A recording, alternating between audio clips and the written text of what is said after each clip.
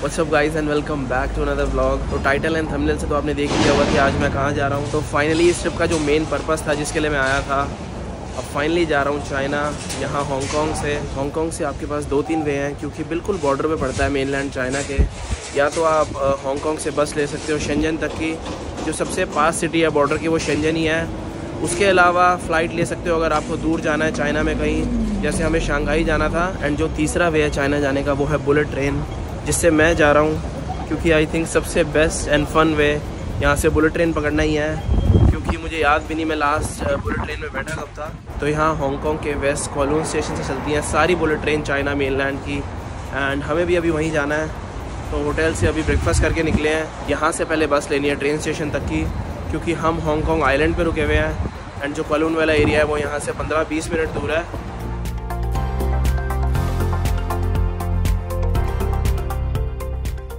And यहाँ सामने पूरी मार्केट सी लगी हुई है ड्राइड चाइनीज़ चीज़ों की, मोस्टली ड्राइड फिश मिल रही है। तो हमें लेनी है 914, ये डायरेक्ट जाती है।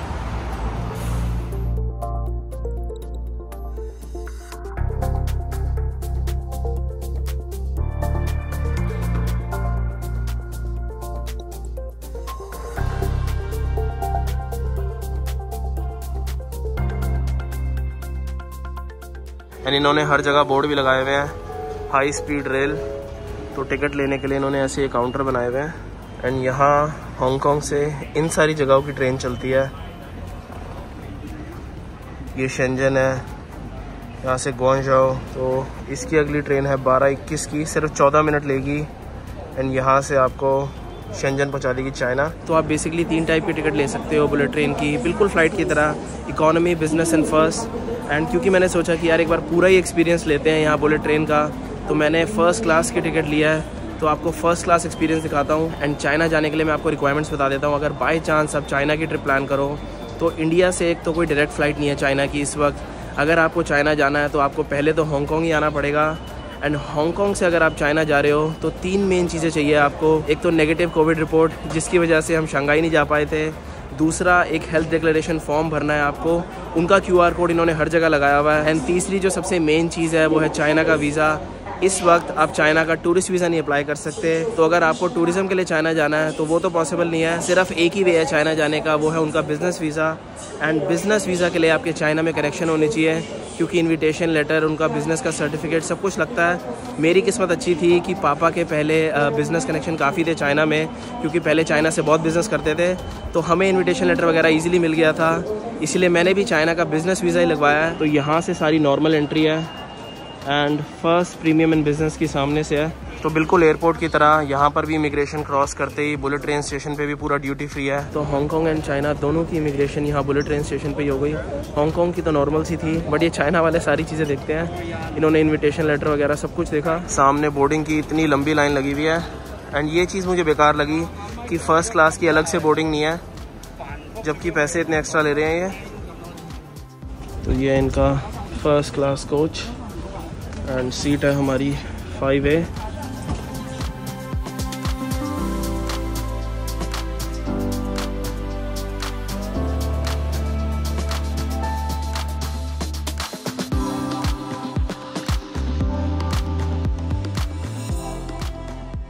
तो यहाँ शेंजन चाइना पहुँचने में मुश्किल से 15 मिनट लगे। एंड पूरी जर्नी अंडरग्राउंड थी, तो बाहर का कुछ देखने तक को नहीं मिला। तो मैं यही सोच रहा हूँ कि पहले थोड़ा बहुत ये शेंजन घूमते हैं, यहाँ की जो मार्केट है देख के आए कि चाइना में क्या चल रहा है। एंड अगर उसके बाद टाइम मिलेगा तो यहाँ से एक और बुलेट ट्रेन लेके ग्वांगझो तक चलेंगे। वो वाली ट्रेन जर्नी अच्छी होनी चाहिए, बट अभी तो एग्जिट करते हैं। अब चाइना पहुँचते ही सब कुछ सिर्फ चाइनीज़ में लिखा हुआ है, कुछ भी इंग्लिश में नहीं है। हर चीज़ ट्रांसलेट करके देखो। तो ट्रेन ने उतारा है यहाँ फुतियान रेलवे स्टेशन। ये है बिल्कुल डाउनटाउन शेंजन। सामने निकलते ही ये सारी स्काई स्क्रेपर्स हैं। एंड यार बहुत साफ़ सुथरी सिटी लग रही है अभी तक तो। एंड एक चीज़ जो सबसे ज़्यादा आपको देखने को मिलेगी हर सिटी में चाइना की, वो है साइकिल। यहाँ ये लोग साइकिल इतनी ज़्यादा चलाते हैं। एंड ये छोटी छोटी सी साइकिल चलती है।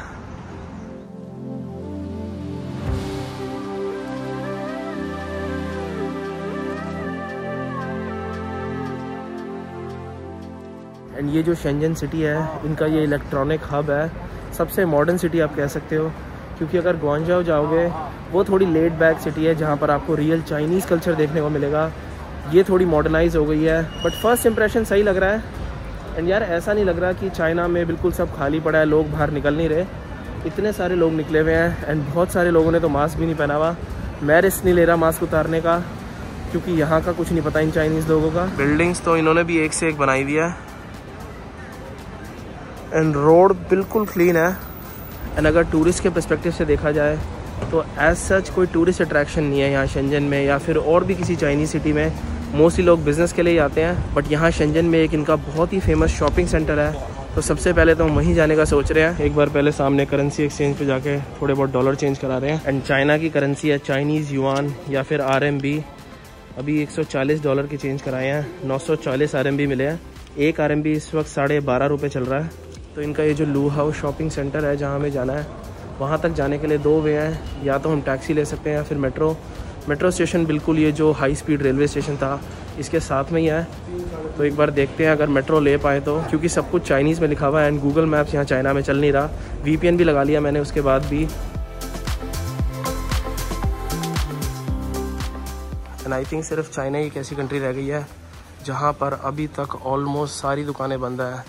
जितना अभी तक मैंने देखा सारे मैकडोनल्ड, स्टारबक्स सब कुछ बंद है। मेट्रो स्टेशन पे ये एक बेकरी है चाइनीज़, यहाँ पर ये अलग अलग टाइप की ब्रेड मिल रही है। तो ये स्पॉन्ज केक्स आया है चॉकलेट का।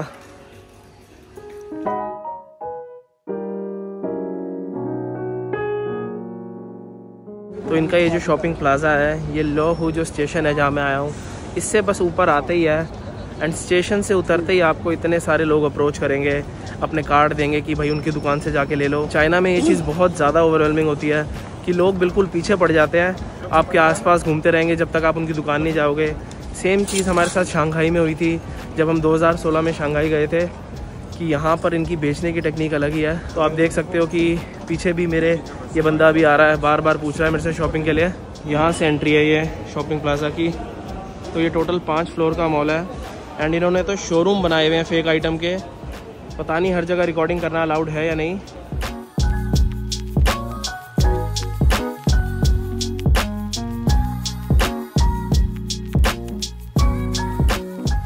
तो मैं मुश्किल से अभी 15 मिनट अंदर था एंड इतना ज़्यादा ओवरवेलमिंग हो गया। तो मतलब इतना कोई ख़ास शॉपिंग एक्सपीरियंस नहीं है, बहुत ज़्यादा बंदा मेंटली स्ट्रेस ही हो जाता है। एंड उसके बाद अगर आपको कुछ लेना भी है तो ये प्राइसेस इतने ज़्यादा बोलेंगे, फिर इनसे आधा घंटा बार्गेनिंग करो। सारी मोस्टली काउंटरफिट चीज़ें ही मिल रही थी, fake watches, fake bags and ज़्यादा रिकॉर्डिंग करना भी अलाउड नहीं था अंदर। अब लंच के लिए आए हैं एक चाइनीज़ रेस्टोरेंट एंड अभी यहाँ पर वेटिंग चल रही है। तो इन्होंने ये कूपन सा दिया है एंड आगे सिटिंग एरिया है कि जब आपका नंबर आएगा तब तक वेट करो। अभी ये 143 चल रहा है, हमारा 148 है। तो ये रेस्टोरेंट का मेन्यू, कुछ खास तो समझ नहीं आ रहा। एंड हर चाइनीज़ रेस्टोरेंट में मैंने आपको बताया था कि ये सबसे पहले चाइनीज़ टी सर्व करते हैं एंड ये ट्रेडिशनल चाइनीज़ टेबल है जिसमें ऐसे ये बीच में रोटेटिंग होता है ताकि ज़्यादा जने बैठ के शेयर कर सके डिशेस।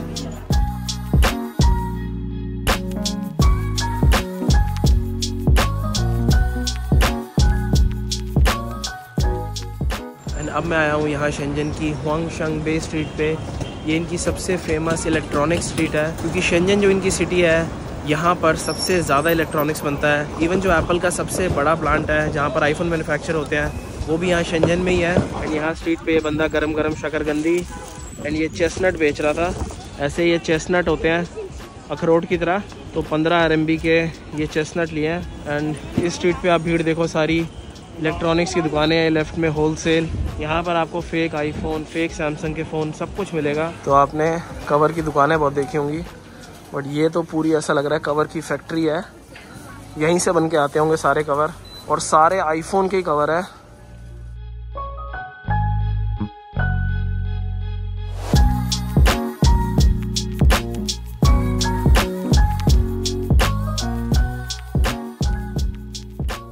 तो कल शेंजन चाइना से आने के बाद ज़्यादा मैंने रिकॉर्ड नहीं किया क्योंकि आते हुए काफ़ी लेट हो गए थे एंड आते हुए भी वही बुलेट ट्रेन थी 15 मिनट की। इस वाली बुलेट ट्रेन का एक्सपीरियंस इतना ज़्यादा अच्छा नहीं था क्योंकि बाहर कुछ देखने को नहीं मिला। एंड आज है मेरा लास्ट दिन यहाँ हांगकांग में, तो मैंने सोचा थोड़ा बहुत और घूम लेते हैं। मौसम इतना बढ़िया हुआ है एंड शाम की मेरी फ़्लाइट है वापस दिल्ली की। एंड आज ही वेरोनिका भी दिल्ली आ रही है। मैं अराउंड 2 बजे लैंड आऊँगा दिल्ली एंड वेरोनिका 5 बजे।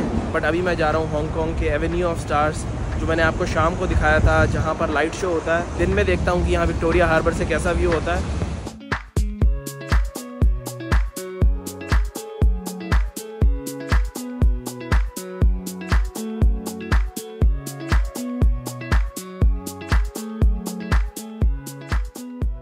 तो यहाँ के विक्टोरिया हार्बर पे है इनका एवेन्यू ऑफ स्टार्स, जो मैंने आपको बताया था, इनकी Hollywood walk of fame.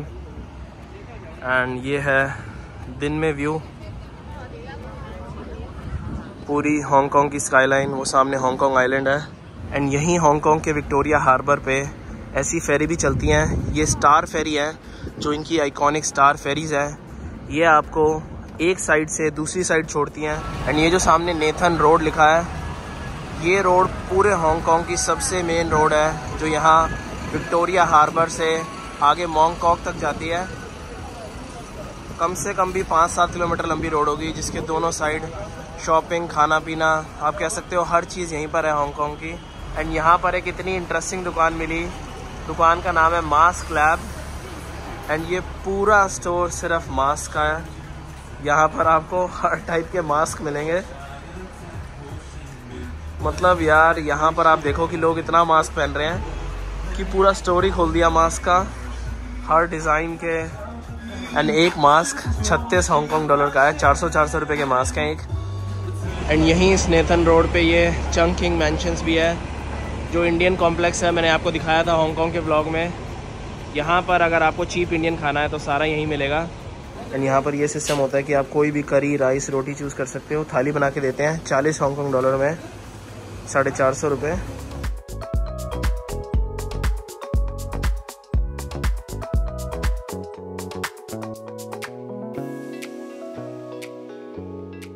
And stay मैंने आपको बताया ही था कि हम यहाँ रमाडा में कर रहे थे हांगकांग में। तो यार यहाँ स्टे करना मैं आपको बिल्कुल भी रिकमेंड नहीं करूँगा। बहुत ही बेकार एक्सपीरियंस था।